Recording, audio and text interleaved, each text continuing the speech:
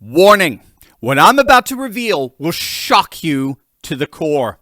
This week, the Supreme Court is literally preparing to trigger the most devastating political earthquake in modern American history, one that will permanently transform the balance of power in Washington and ensure Democrats are consigned to political irrelevance for decades.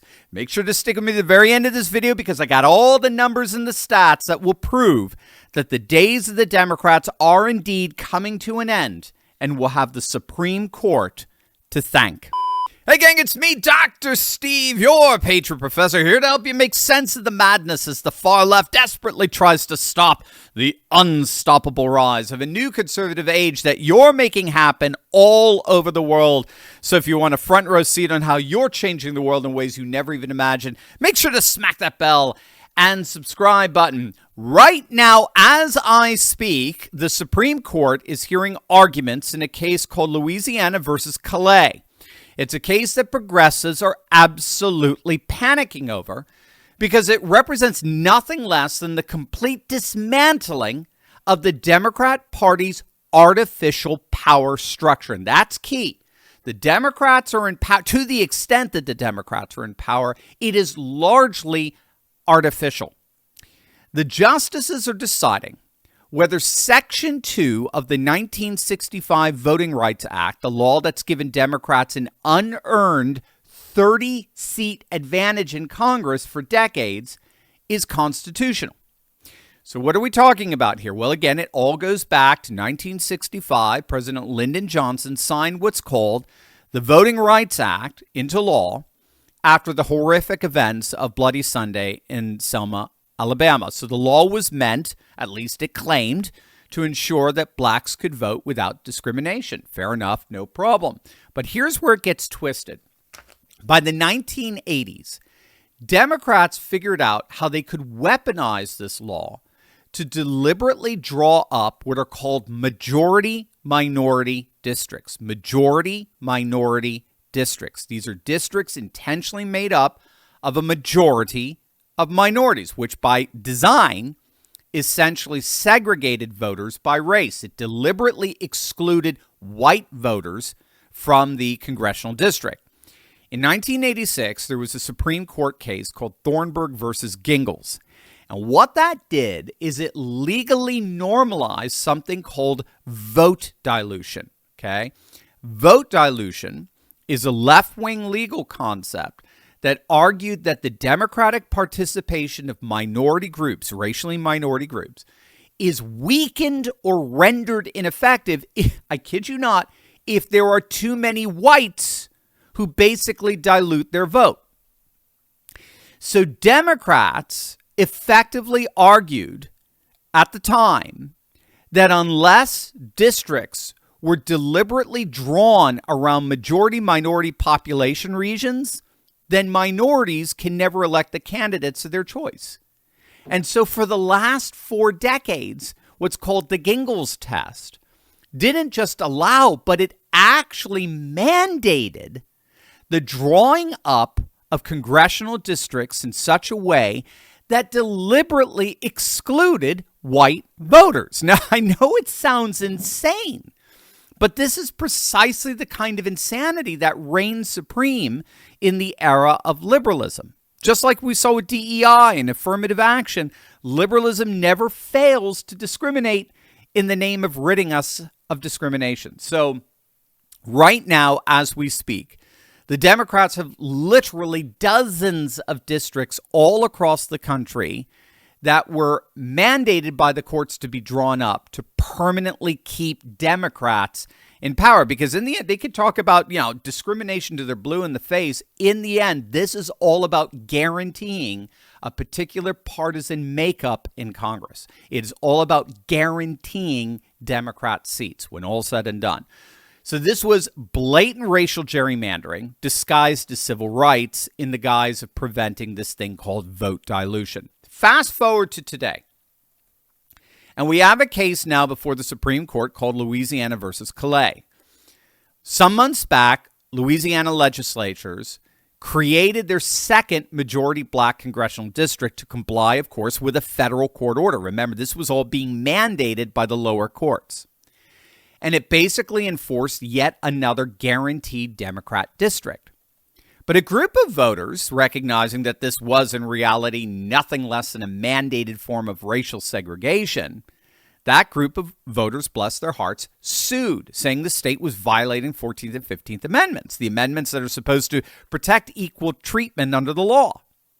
They sued, charging that this was nothing less than race-based gerrymandering. As of today, it is now in front of the Supreme Court. And here's the kicker. The Supreme Court has expanded the scope of this case. They are not just asking whether Louisiana's redistricting map is constitutional. They are asking whether any majority-minority district violates the Constitution. And that decision would, in effect, overturn overnight the constitutionality of every single district that's been deliberately drawn up around racial gerrymandering. So here's the nightmare scenario for the Democrats. According to a study by Politico, the Republicans are poised to gain 19 seats from the Supreme Court ruling alone. These would all be from solid red states in the South and the Midwest. They would literally overnight wipe out 19 artificial Democrat seats that were mandated to be drawn up using this blatantly discriminatory interpretation of Section 2 of the Voting Rights Act. And that is exactly what the Supreme Court is about to do. And we know this because of the Supreme Court decision back in 2023. It's a case called Students for Fair Associations, Fair Admissions, And there the court established a very crucial legal precedent. Eliminating racial discrimination in one case means eliminating it in all cases. Eliminating racial discrimination in one case means eliminating it in all cases. And many analysts have noted ever since that this principle directly contradicts the race-based redistricting requirements of Section 2 of the VRA, creating an irreconcilable constitutional conflict that the court will ultimately resolve, given their precedent, by overturning Section 2, which has thus far allowed racially discriminatory gerrymandering. Now, according to that same Politico analysis, once the VRA, or Section 2, more properly speaking, of the VRA is struck down, that would eliminate 30% of the congressional black caucus seats. A third of the congressional black caucus would disappear overnight. It would eliminate 11% of Democrat-dominated congressional Hispanic caucus seats. These are when Latinos were voting overwhelmingly Democrat. It would represent a fundamental restructuring of American political representation based on merit and geographic logic rather than racial quotas. States like Alabama, South Carolina, Tennessee, and Mississippi, they would conceivably see all Democrat representative seats eliminated overnight. But if you can believe it, this nightmare apocalyptic scenario gets even worse for the Democrats. We're just getting warmed up. This is just the tip of the iceberg. Wait until you see this. But first, gang, this is a good time to remember that every one of us has to make sure that we need to take steps to protect ourselves and our loved ones online. And that actually begins with your home title. Now, if you're a homeowner like me, you need to ask yourself, when was the last time you checked your home title? That's the legal proof that you own your house. Well, if you're like me, the answer is never. The problem is, though, in today's AI and cyber world, scammers are stealing home titles online, and your equity is the target. It works like this. So criminals forge your signature on one document. They use a fake notary stamp.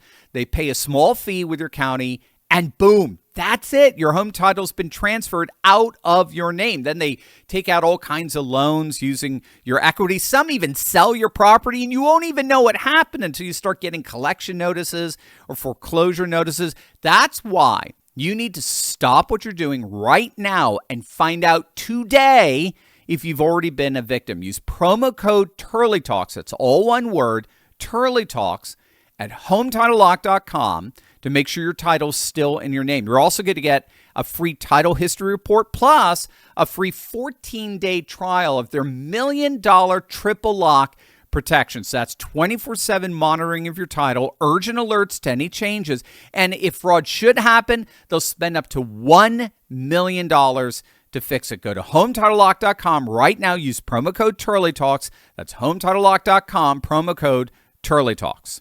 Those 19 seats that the Democrats are set to lose will only end up being added to the now near 20-seat pickup that Republicans are expected to get as the result of mid-decade redistricting efforts. It's just been announced that the great state of North Carolina, which has a Republican supermajority, is but the latest red state to join the redistricting wars. Again, this could not possibly be more devastating for the Democrats. Texas, of course, has already locked in 5 Republican seats. Missouri has secured 1 additional seat by targeting Democrat Emanuel Cleaver's district. Florida's Governor Ron DeSantis, he's confirmed his state is going to pursue upwards of 4 additional seats. Ohio's redistricting commission breakdown could deliver 2 to 3 more Republican seats.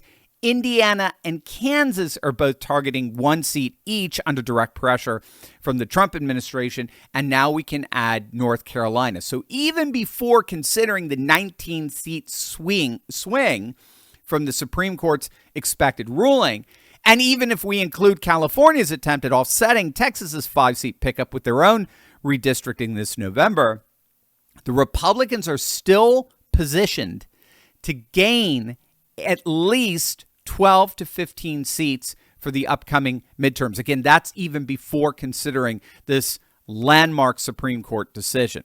With that decision, gang, we're looking at a net gain of over 30 GOP seats. Yes, you heard that right.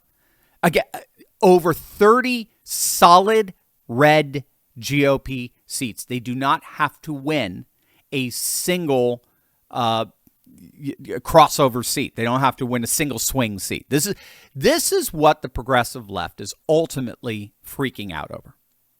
The mathematical reality becomes crystal clear. Democrats are facing political obliteration. Democrats are facing nothing less than the potential permanent minority status in the House. They're staring into the abyss of being permanently boxed out of federal power for the foreseeable future. It's astonishing stuff. So where do we go from here? Well, the Supreme Court will likely rule, based on the arguments today, on in January or at least at latest early February in 2026. Perfectly timed to affect the upcoming midterms. That gives Republican-controlled states ample opportunity to redraw their maps before the crucial midterms. Again, they're going to need to redraw them, ironically, by legal mandate because at least 19 of their districts will have been declared unconstitutional based on racial segregation. Now, you combine that as well with the population shifts, where red states are booming, while blue states are shrinking, as well as factoring in the fact of mass deportation efforts and continued self-deportation, where over 2 million illegal migrants have left the country since 2024. Gang, we're looking at we're talking ultimate case scenario for the Democrats in any given election.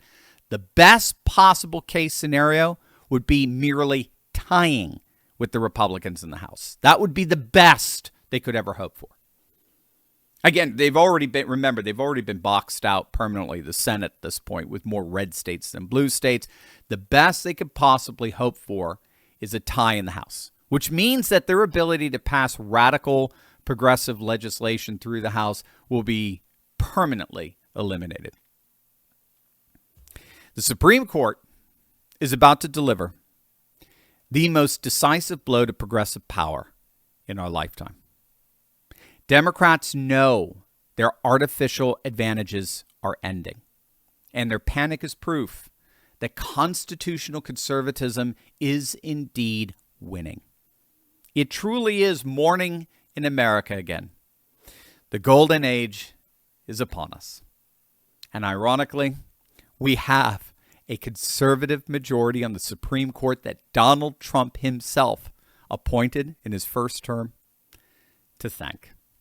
Do you want to ask me your biggest questions and maybe win free merch while you're at it? Well, join my Courageous Patriot Club and be part of the uncensored Monday night Q&A, all for only $10 a month at turley.pub/club.